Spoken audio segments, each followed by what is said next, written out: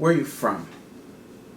I am from West Africa by way of DMV. I grew up in the DC area. You were born in West Africa? What part? By way of. So I was actually born in North Carolina. Oh, okay. And then my family, 6 months after I was born, right to Liberia back to. Oh, okay. Yeah, and then the war started when I was 4 years old, and we fled the country. What war is that? The Civil War in Liberia, and 1989. Many years. So we fled the country back to the States, and I was actually separated from my mother for about 4 years. Okay. I was only born in North Carolina. I never really spent time there, but I grew up and was raised in the DC area. So go music and all that. DC. Yeah. K Swift.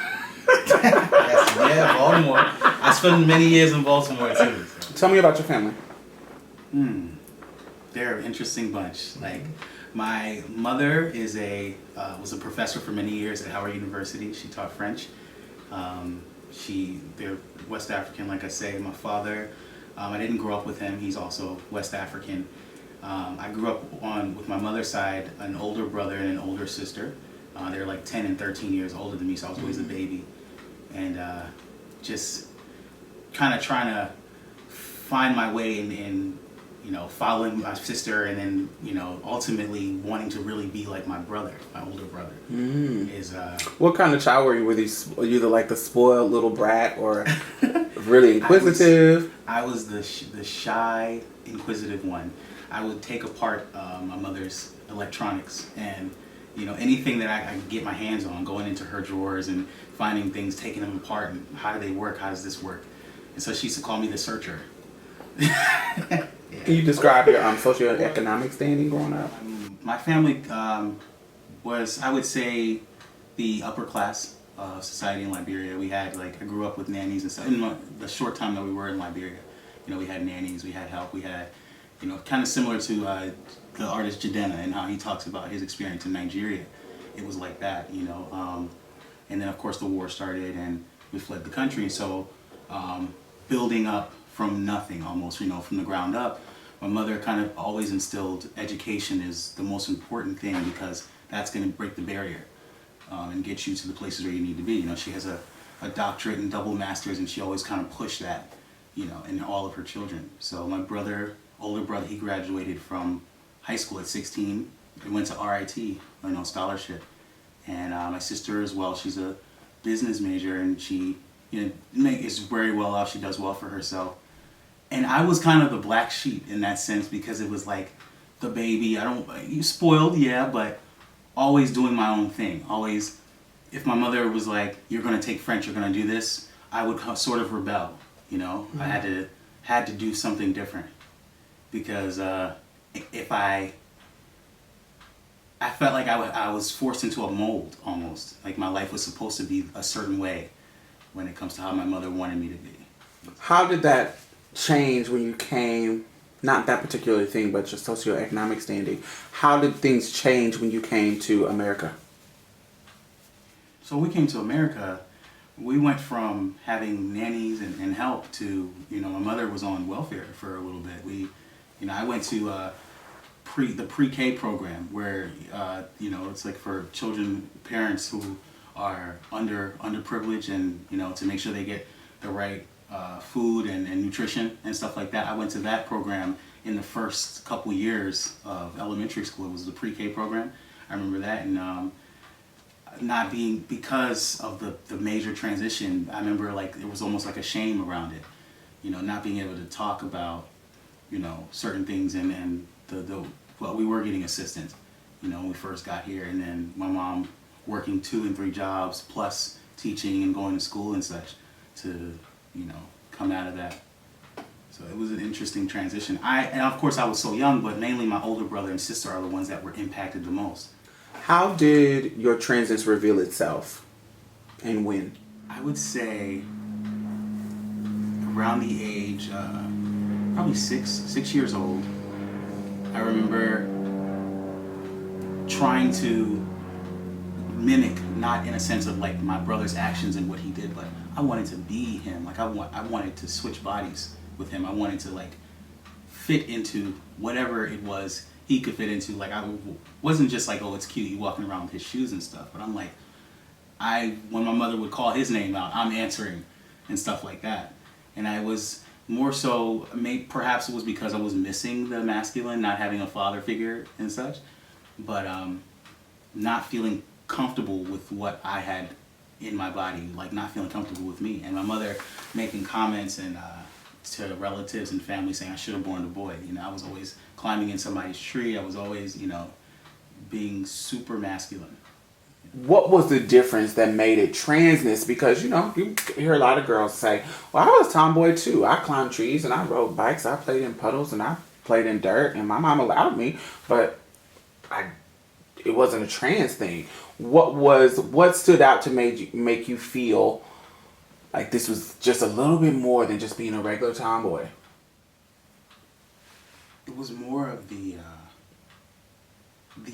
disassociation with anything that I was with anything feminine, with anything that I was supposed to do because I was a girl. It was that disassociation.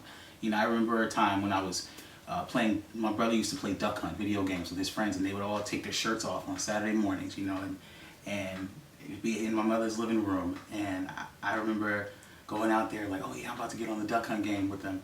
Take my shirt off, and I'm out there playing. No one notices for a good 30 minutes, you know. And then all of a sudden, my mom comes out there and raises all hell, you know, and she's like, put your shirt on, sit like a lady, keep your legs closed. And I mean, I felt so shamed in that. I felt so ashamed. And they're like, what's wrong? Why is it okay for them to do it and not me?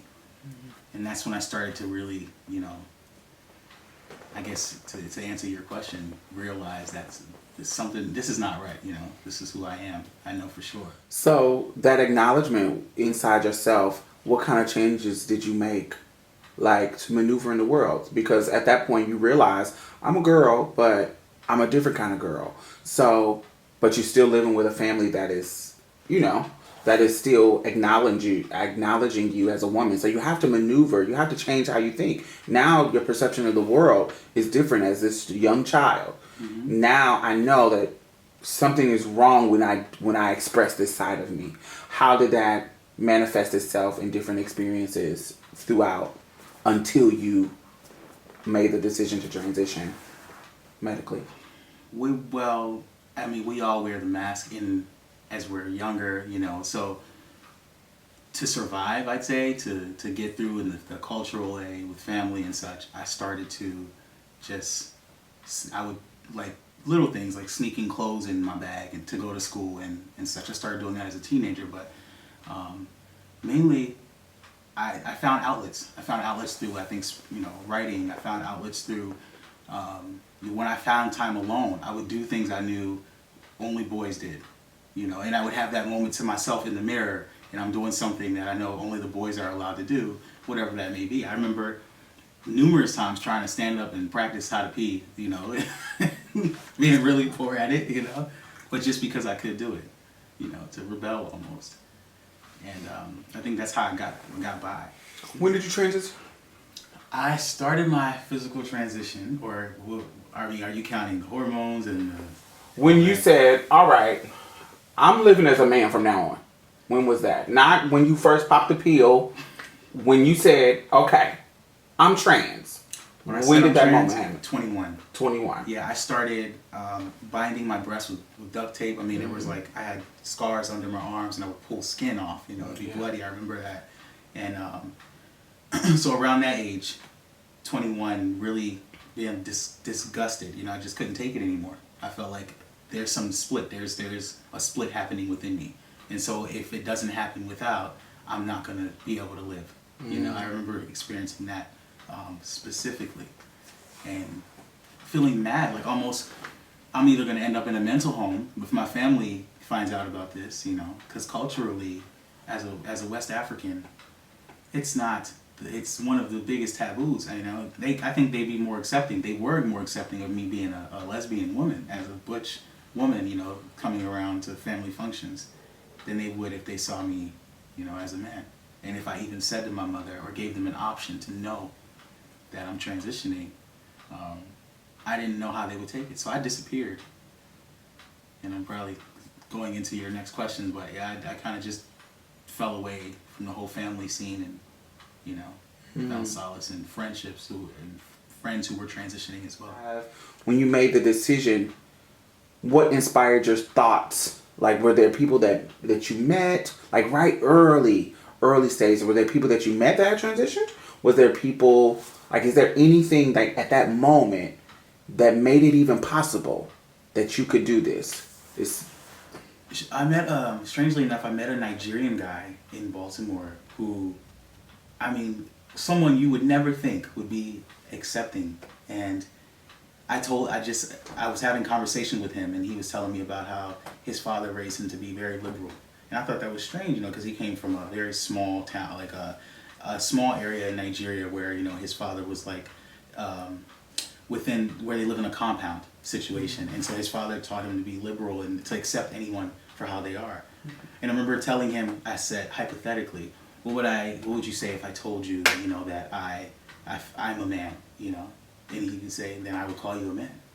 And he said, if you say you're a zebra, I'm going to call you a zebra, because I respect that. But it was more so that something as simple as the kindness of a stranger, for someone they didn't even know how powerful the words were to me at that time, and what it did, how it liberated me. Something it was like a light bulb just went off, and I was like, this guy doesn't know me from anywhere.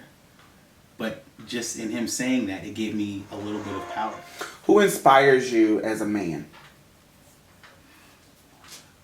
The people of the past, I'd say people who have paved the way, like artists, writers such as James Baldwin.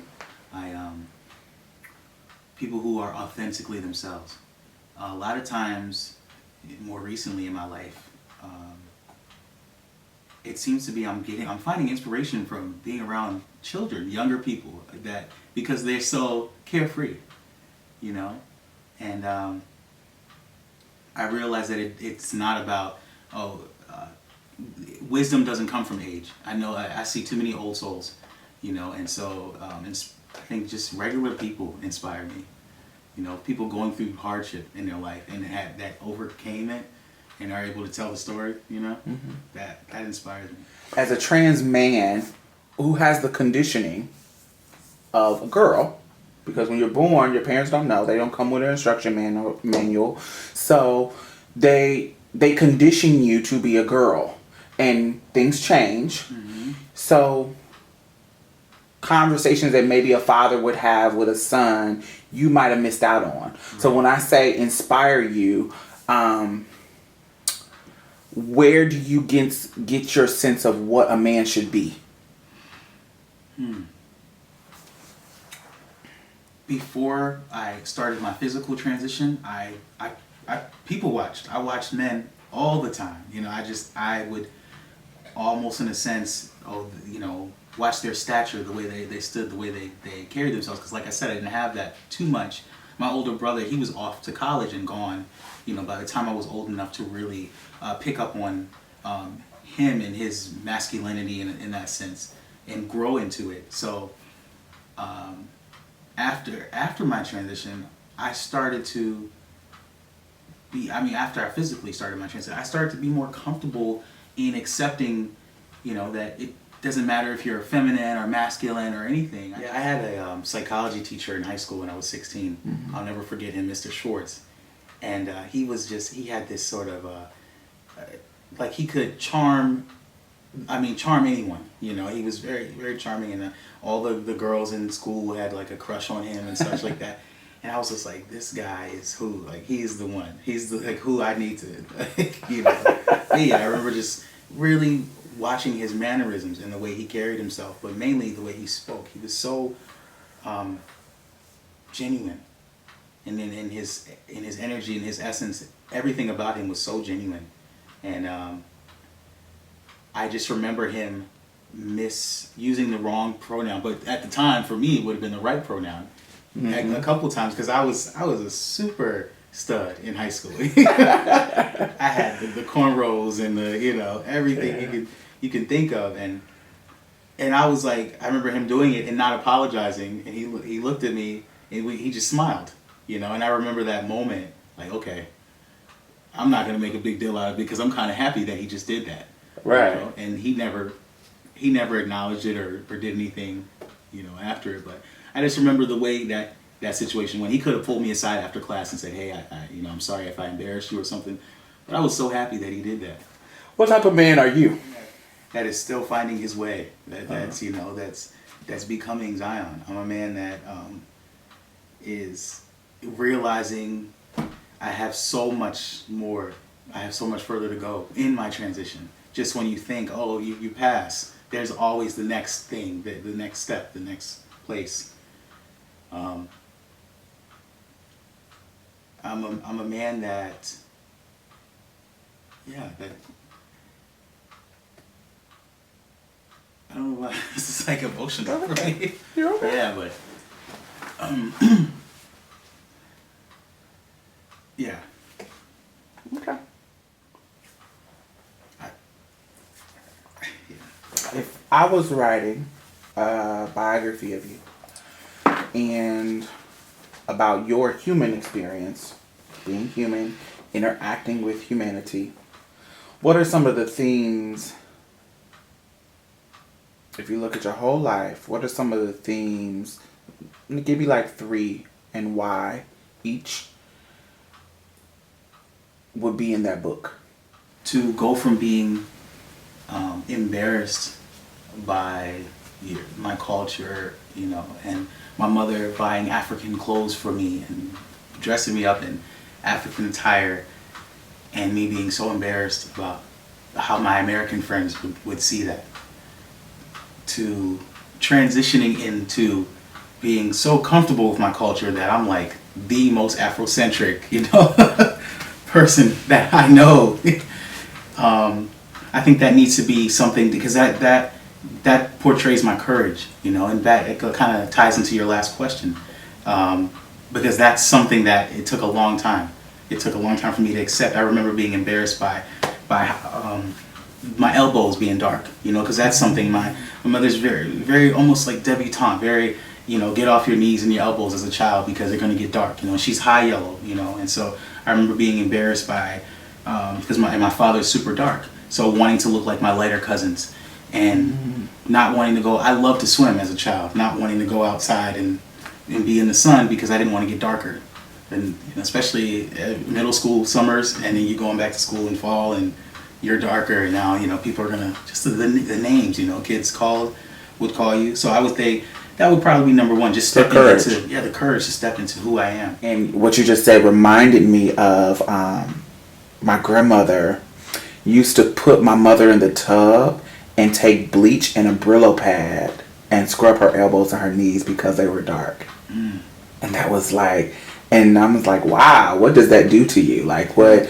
So that reminds me of that story. And she wasn't a debutante. My great grandmother wasn't anywhere near a debutante. And still that being those two different worlds, seeing that same element of self-hate, that same element of trying to control that image in colorism is still there. It's so real, yeah. Yeah, that's an amazing thing. So courage, and what else? I would say the humility to overcome, mainly, and some people, maybe nobody knows this about me, but a lot of who I became, as I transitioned, was sort of wrapped around a relationship that I had, and so the humility and the courage to sort of still be me, so to still maintain, the integrity of who I am, and still focus on and finding myself outside of that. So I would say definitely the humility to recognize it in other people, to see when other people might need that example, that it's okay that you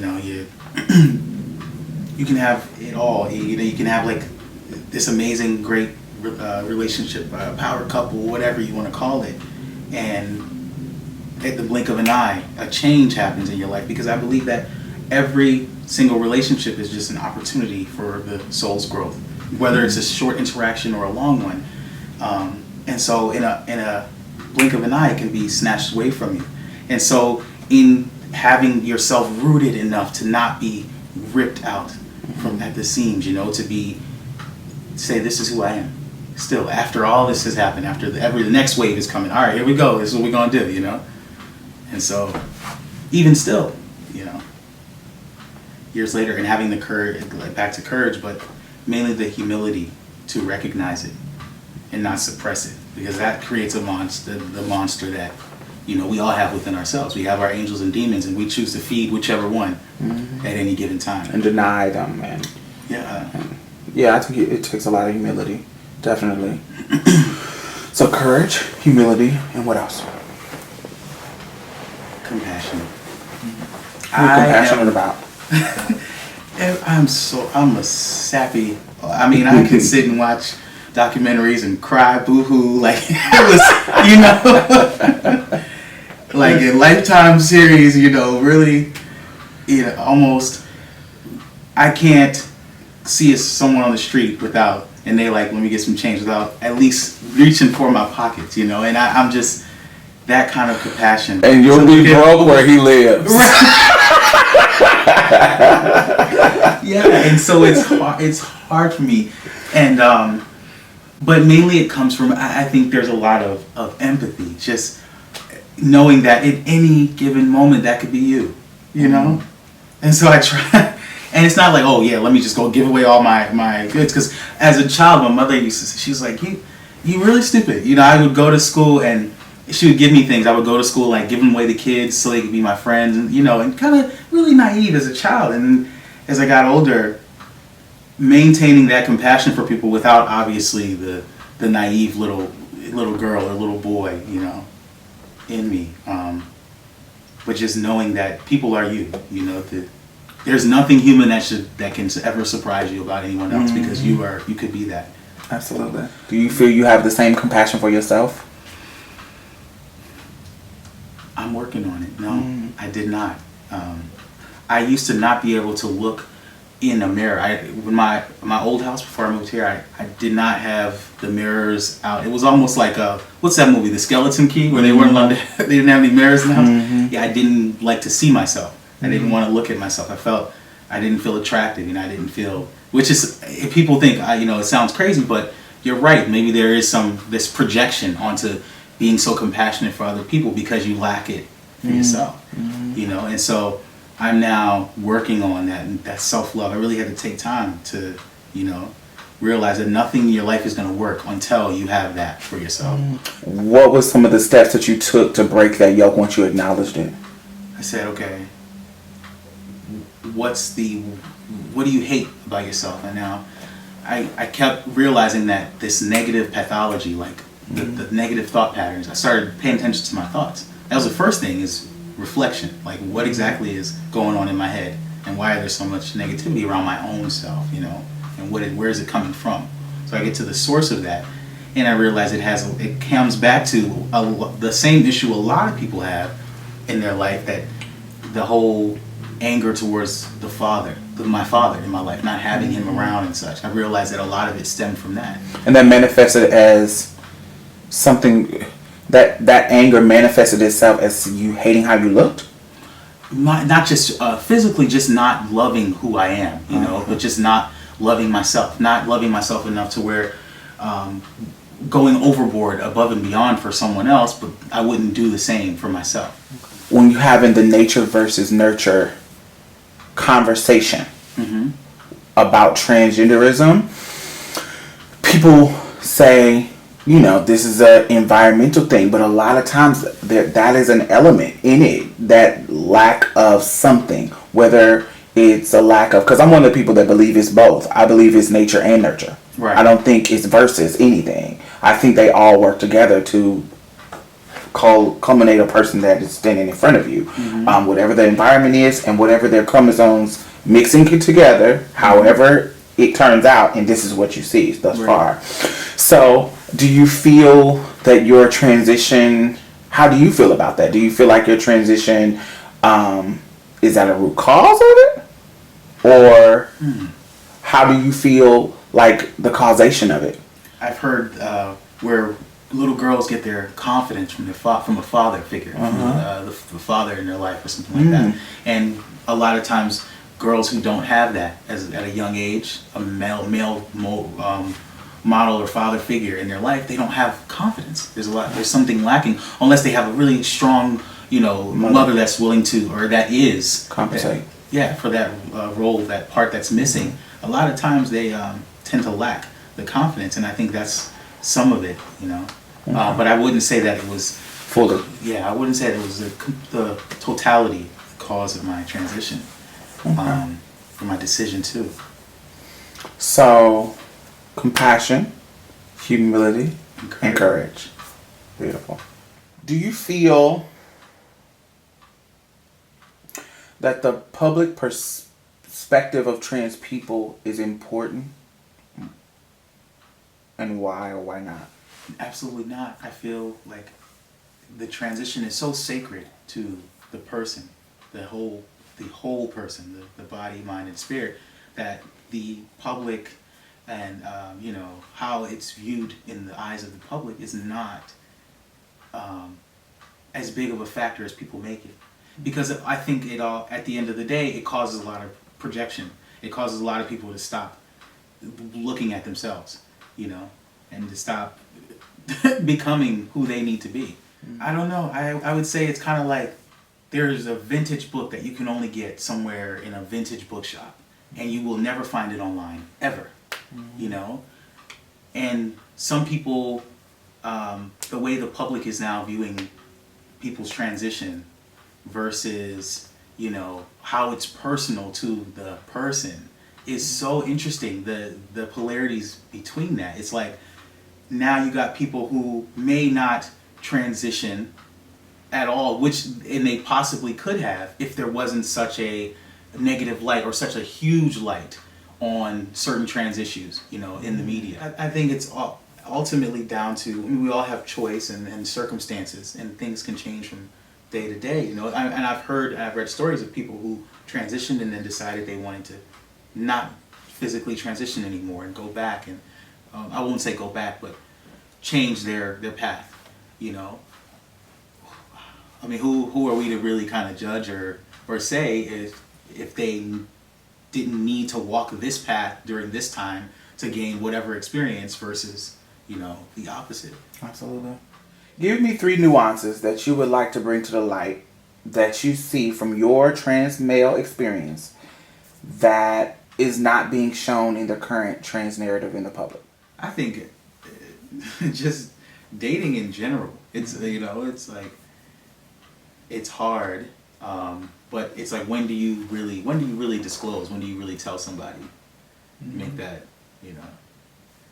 disposition, like, okay, this is, by the way, I have this past, I have this, and do you? And that's the hardest part, because then you run into that fear factor, like, if I do tell them at this time, and let's say they are cisgender, and what's gonna happen? Well, give me a possibility. Worst case scenario. Worst case scenario, I'm outed. You end up on World Star Hip Hop or something with. Take it to a more personal level. I'm a woman. Personal. What's the worst case scenario that you could think that can happen if you disclose to a woman that you're dating? So if you feel like there's a connection with someone, the rejection is not even the worst of it, but it's more so the inability to get to the possibility, the inability to even have something, like, it's like, okay, this person rejected me, yeah, you can handle the rejection, but it's like, what if you saw a potential there? So is the worst reaction total disconnect for you that you've ever experienced? So where then again you can't even be a friend. Wow. Because it's awkward now. You know what's amazing is that you didn't say he could kill me. Well, she could kill me. That would be a trans woman's response. I've never met a trans woman that didn't respond like that. Wow. That if I say, what's the worst case scenario of you disclosing? Every trans woman would say, he killed me. He shoots me. Yeah, I mean, takes my life. But I knew it was going to be different with a trans man. I knew it was going to be different. Maybe it's just me. I don't want to, speak for every trans man, but I would definitely say that's not a fear of mine. It's not Absolutely, because it shouldn't be. I'm masculated and a large black man now. Exactly. Another thing. Oh yes, there are certain things that are inappropriate that it didn't dawn on me until after my transition. Like just last night, after we left the poetry thing. There's a white girl on the side of the road, her car's broken down, and my homeboy's riding with me. He's a trans man. We're both two large black trans men. And I was like, oh, we should pull over and see if she needs to jump. He was like, no. We keep going because this is a white woman, a young white woman. We just don't want any problems. But to think like that was his first thought, it didn't even dawn on me. There's certain things that, I didn't realize until my transition. Black men, we really... to maneuver different. Yes, you have to be light. You can't. In my workplace, I work in a communication center. I cannot raise my voice, and I can't be too boisterous, or I can't carry myself as though I'm playing spades and with my homeboys chilling at home. No, I have to maintain that customer service voice and professionalism because I don't want to scare the white folks. I didn't realize that. Interesting. But I thought about that on my way here. And when we were talking about disclosing, I'm like, especially now it's different if you're dealing with somebody who dates a different, but some people are okay with the binary. So some people, if you're a trans man and you date cis women, or if you're a trans woman, you date cis men, and I'm only speaking on those terms, me disclosing to a cisgender man and you disclosing to a cisgender woman, their reaction is going to be different. A woman is going to be less physical. It's the not saying that it couldn't possibly happen. So when I first moved out to this region, the Northwest, I went on a date with a young lady, and she was like, "You are everything I've been looking for." Before she knew I was trans, she thought I was cis. And so we were talking for about 3 weeks, and I said, "Look, I needed to tell you this about myself," and I laid it out. I just was like, I took a deep breath, and I told her. And she was just like, she didn't even care about that. She said, you knew that I told you in the first conversation I wanted to have kids. And you took that opportunity from me. That was her biggest thing. And so after that, it was like I betrayed her. She felt betrayed because I knew that she wanted to have kids. And I didn't come straight out and say, oh, by the way, I can't give you kids biologically, That's, yeah. So that's an interesting factor. And women, and as you get into your 30s, you start dating women who are like, they're at that age, they're right where they want like, kids. Yeah. And they're not here for the foolery, play around, Yeah, they don't have time. Mine, yeah. I don't have time to play with you. Like scheduling you in, so. Yeah, that's amazing.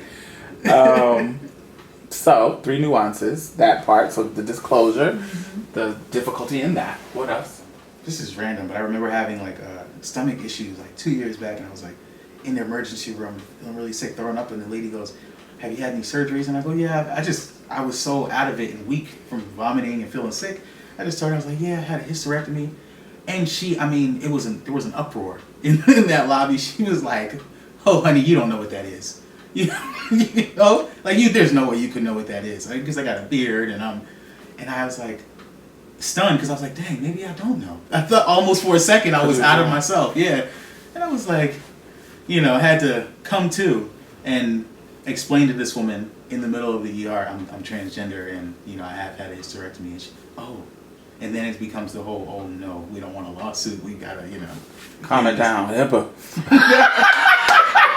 We gotta calm it down 1 second. But we all go through that, the medical stuff. That's a perfect one. So the common. Nuances is in healthcare, and mine is, so when was your last period? When was your last menstrual cycle? And you're like, I'm still waiting on her. Right.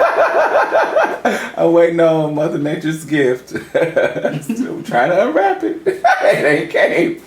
Or, just cis men in general, and some of the interactions and some of the things that are just different. Like what? Locker room etiquette, different things that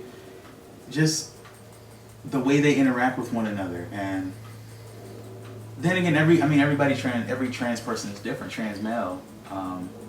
But my conversations were never revolved around women in sports, you know, and I realized that was the biggest thing. Like, in order to fit in, it was like, especially within the workplace and stuff, you're talking about women, you're talking about sports, you know, and that just wasn't me. I didn't identify. That's just general, you know, and as I've allowed myself to interact with people that are interested in the same things that I am, I'm realizing that obviously that's just a stereotypical role. I think it's where the common ground, like you were saying, exactly, comes from, and just like barbershop etiquette and talking. And it's just, I love it. I love the environment, and there's a platform for it. So I do appreciate. I won't say that I don't appreciate. I do appreciate that side of it, you know.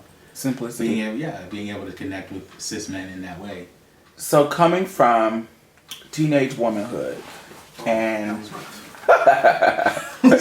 teenage womanhood and going into manhood and having now maneuvering in male conversations, the feminist movement and these ideas of misogyny and different situations where men just don't get that they're being misogynistic in this situation, like calling women females. Like, did you see this female? That saying that is a sexist term. Yes. And they do it a lot. So coming into with that, I don't want to say baggage, with that perspective, coming into an all male space with that perspective, knowing the inappropriateness of it, knowing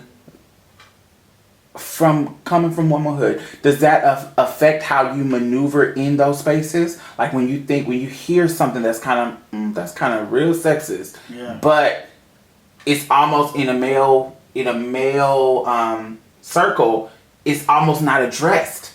Is there a time that you feel like you should address it because that kind of is progressive? Is there a time that because I'm just really here to blend that I just won't address it? Do you have a lot of those moments in your life where you're like, I know this from my past. I know this is inappropriate. Do you have a times that you have to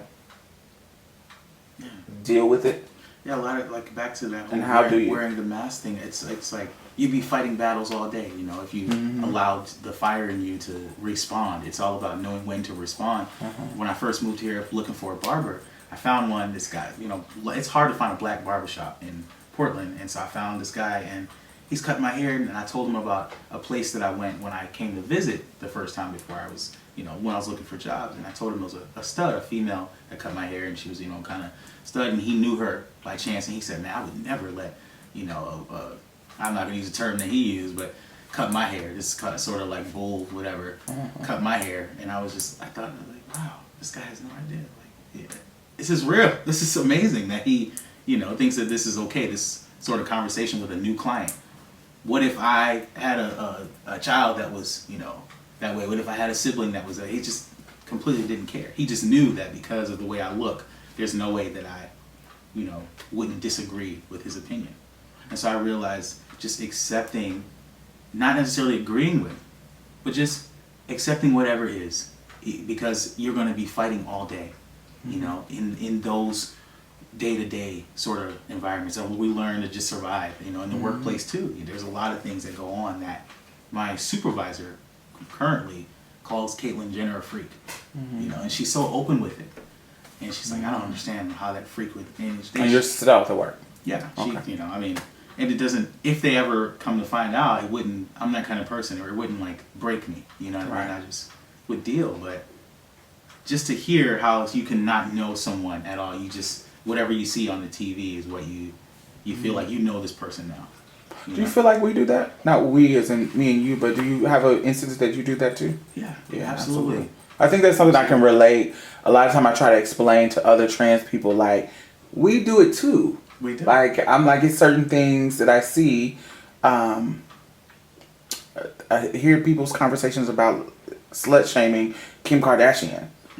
You know, those kind of things. I'm like, a lot of us do that too, but you know, but when we see it, when it affects us specifically, we don't understand why people don't see the difference. You don't even know this person, but we do it too. When do you decide, what elements are there when you decide that it's a time. This is a battle time. This is a battle that I do want to bring up in those settings. When do you decide that? Of course, safety is the issue. Yeah, for sure. Safety definitely being an issue, but when I feel like I can articulate what I'm saying with and control my emotional response in a way that this person will understand, be receptive. Because if I feel like at any given point in this conversation, this person is gonna shut down and it's gonna turn for the worse, I say, it's not. It's one of those things that it's not worth my battle in that moment. What are some of your insecurities about your body?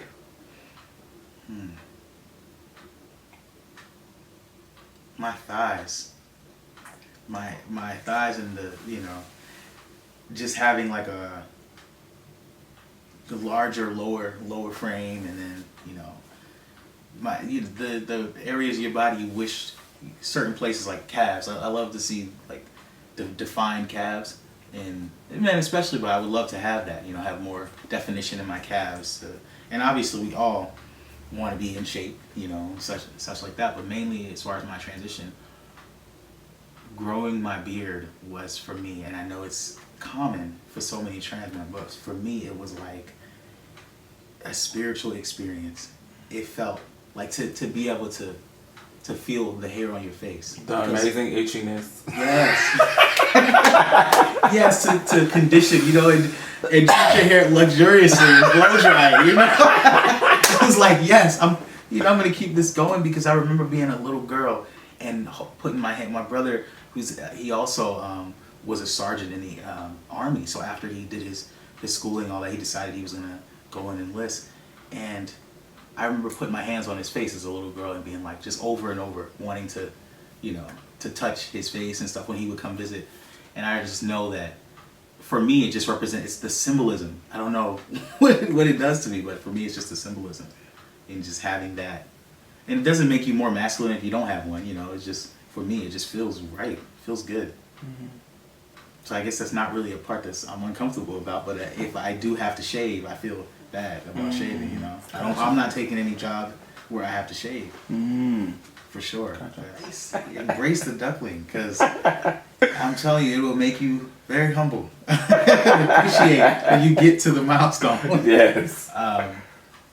But yeah, I was the same way. I would, sex. I turn the lights off. Don't look at me too long.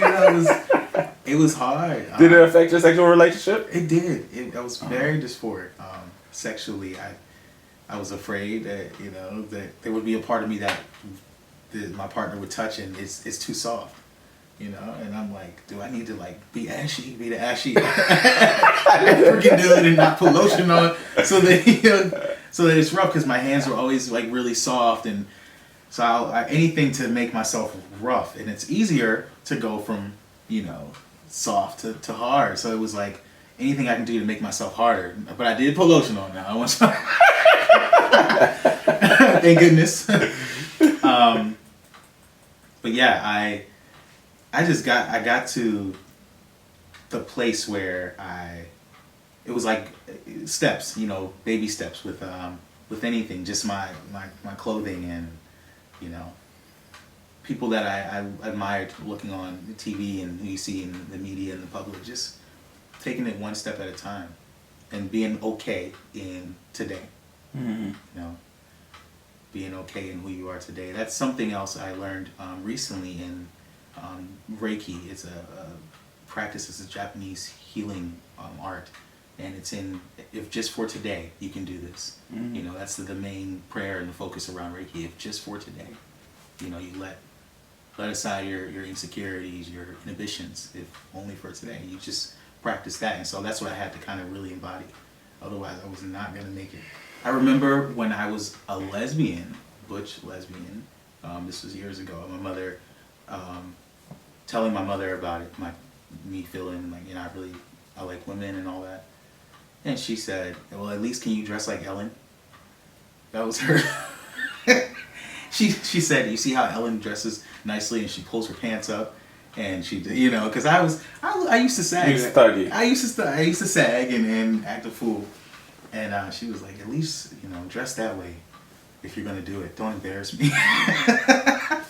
So The lesser of two evils. right. Please. My mother would come to my apartment in Baltimore, and she always had hope that I would wear women's underwear one day. I would come out of this phase of tomboy.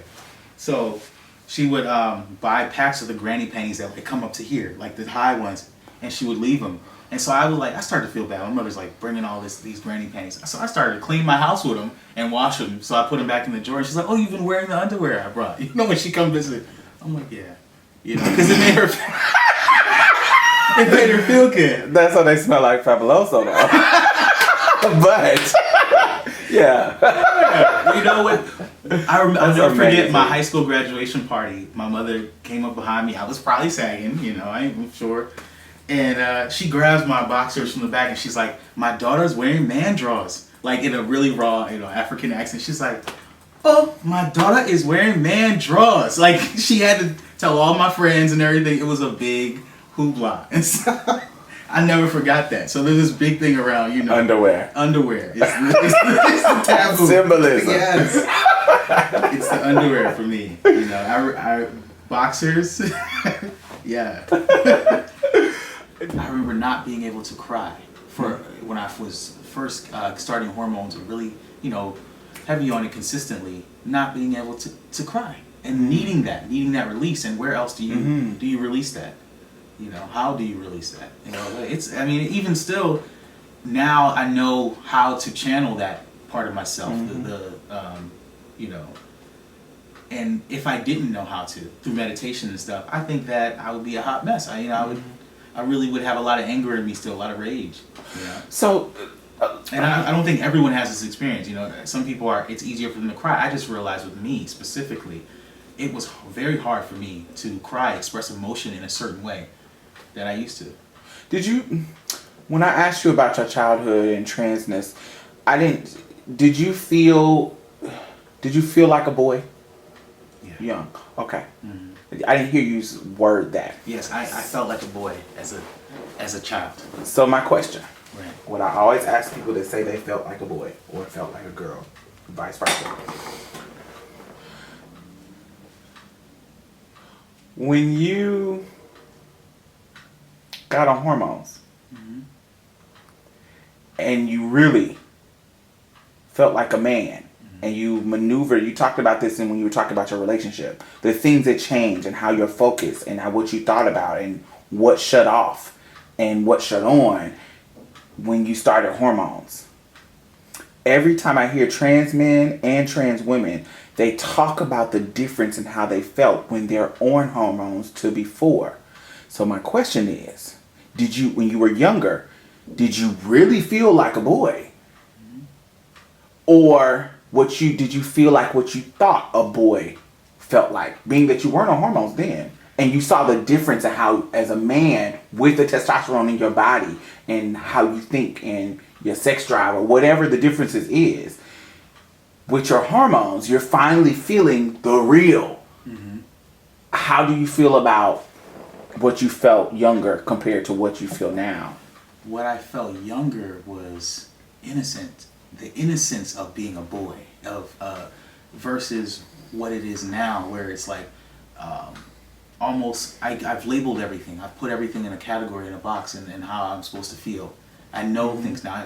It's almost like speech is a curse and a gift. Being able to identify things, being able to read is a curse and a gift. It's shamans and African shamans and stuff believe that just the ability to write sometimes takes away from the power of whatever it is you're doing ritual wise or whatever it is you're doing. So I feel like as a child, knowing this is who I am, until someone told me otherwise, I feel like there was more power in that, in the imagination as a child, in the freedom as a child. If anyone had encouraged my feelings, empowered my feelings as a child, I would have been unstoppable as an adult. I would have felt like I might have not even needed hormones. Who knows? I could have been that, because I feel like you can build anything in a child. You can plant so many seeds, and so when those seeds don't really have any nourishment to grow, I feel like they're, like I said, the raw innocence, the rare form of that feeling like a boy, versus the seasoned man. Yeah, it's really different. I don't think you can compare the two. It's like, it's very different. Yeah. Okay. That makes sense. That there is a difference in the innocence of it. It's not like, oh, I was thinking, oh, I want to fuck bitches now. A boy, that's not the type of boy I was thinking about. That's not even a boy. But I didn't pay attention to private parts and stuff. Yeah, that wasn't not, even... was not a thing. It was more so like this. I don't know. This is just it's a feeling. It's an essence. You know. Gotcha. And I know for me particularly, I have an issue with people with the word dysphoria, like how people describe it and all that kind of stuff, because previously, prior to transition, there wasn't a hate for my body. Mm-hmm. There wasn't a hate. Like I was super slim. I have more insecurities about my body now than when I was younger, because I was skinnier. I wasn't buff, but I didn't want to be buff. So as far as my maleness, it's not, I didn't have a hate for it. Like I wasn't the type to look in the mirror and see my penis and cried about it or hated it or want to be detached from it. It wasn't a source of I hate it. When I learned and knew and felt and saw a path of all these feelings, and all these weird disconnected feelings, when I learned of that transition was possible, all those feelings said, it all said, like, it was like all these disconnected little strings, and then as soon as I found that this is possible, they all connected. From the back, from when I was younger to... It just made sense. This is the path that makes sense. So I didn't hate myself in this moment. There was just some things that I didn't understand. I didn't understand why when I was 2 years old, this girl who was 4 wanted to play doctor, and in the midst of us playing doctor, she is sucking my penis. She's 4, I'm 2. And this is one of my oldest memories. And why this was awkward and why I wanted to be in her position. Or the naturalness it felt when I'm playing house to be the mother. How there was no resistance. And the other boys were like, oh, I'm not going to be the mother. Yeah. And they're like, oh, I'm going to be the dad. And they're okay with that position. And I was okay with the mother position. I was okay with all of that. And I had a father in my life, not my particular father, but a man from the time I was born till I was 7. She was with my mom was with the same guy. And he was a man's man, basketball player, I never connected with him. Right. He was in my life, but I never connected with him, my brother's father. So my body wasn't a source of hate for me, but there was a disconnect from it in regards to it just slowly revealed itself that this wasn't right. This is why I didn't know it was possible.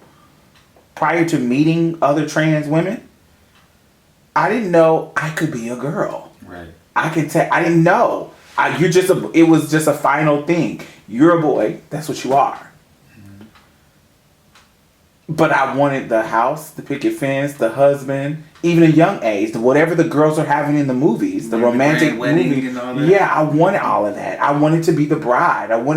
Why do I want to be the bride? Why do all the boys, they're okay with this? If I'm in school and the boys are talking about who we have crushes on and the girls are talking about who we have crushes on, and I'm sitting thinking about, why can't I have long hair like Kathy? So Thomas, who I have the crush on, can like me like he likes Kathy. Right. Or when I'm looking in the mirror, wanting to see the curves that I see in my mother. Wanting to see it, not hating me for not having it. Because that is what I kind of want to express. I didn't have the hate for my body. It wasn't where I wanted it to be. It wasn't what I wanted, but there wasn't hate. I didn't say, oh my God, I can't look in the mirror because I don't have breasts. Oh my God, I hate myself the way I look in the mirror. It wasn't hate. Right. It was like, I wish I had these things, but this is what I have. And then when I learned, oh, I can get implants. Oh, I can get on hormones. Oh, I can get this. And I learned it. It was like, oh my God, this is exciting. This is now definitely no hate. Now this is a mission. Yeah. This is a mission. This is not a. This is my purpose. So my question to you is: do you feel like your transness has a purpose in the world? Yeah, definitely. Why? I would say I can't imagine myself not having not transitioned. Even, when I talk about the innocence of being a child and feeling like this is boy, this is it, until someone corrects you or says otherwise. I can't imagine not having that position in my life, because it's empowering in a sense. It's like someone who, let's say, is like they can be obese, almost, and then they start looking to people who have started to make the weight loss transition in their life, and they start to feel healthy in themselves just through looking at these other people. Let's say they finally come down to that skinny person that they want to be, or that in shape person that they want to be. I feel like there's a sense of empowerment in who you are to just take any step to be closer to where you want to be, whether it's physically, spiritually. As the yoginis and yogis say, yoga is anything that yokes the mind, body, and spirit, right? Mm-hmm. So it's anything that shifts, changes the form, the alchemy of the body. So I feel like we are all alchemists, every trans person, whether you make the transition physically or you just know it. That is to answer your question, your transness. That is who you are, the alchemist. What do you think that brings to a cisgender person's life watching you, who can't relate to that physical change? But what aspects of our life do you think that they can pull from it? I think they can pull the authenticity, and that's I think the common denominator in this entire talk that we've been having is pulling from that, being genuine, being who you are. At all costs. At all costs. Whoa. As they say in the Yoruba tradition, speak the truth to receive the blessings of the immortals. A lying tongue is not powerful in any work that you do. Absolutely. And so I feel like being who you are and being solidified in that, comfortable in that, it helps everybody, cisgender people especially. It makes people look at themselves more. Anything that's strange and out of the norm, out of the ordinary, makes people look at themselves more, and then really question their motives in anything they're doing in life. Like, what exactly are you trying to do here? Right. So, how do I relate to this? It forces them to think about it. It forces them to it forces them into the self-reflection. How do I feel about my gender? How do I feel about my identity? How do I feel about sex? How do I feel about my relationship? My relationship, everything. Yeah. And so it's my great. Parenting. What if my child was like this? Yeah. Or it's so many things that we bring up in one instance. And I'm sure my mother, raising 3 children, it asks herself every day, what did I go wrong? Why is this one this way? What happened? Yeah. Give me a question that, as a viewer, you would like me to ask the next person I interview. Whenever free-flowing energy meets stagnant energy, something that's still a transition, a transformation happens. So I want to know in your life the shift, the chrysalis, what happened in the darkest moment of your life that you would say you were able to pull yourself out of it. What exactly is something that can always pull you out of the dark space in your life, to bring you to a lighter place, to bring you to a place of love, Okay. Yeah. Cool. That's it. And we're done. Thank you. You're welcome. Thank you for having me.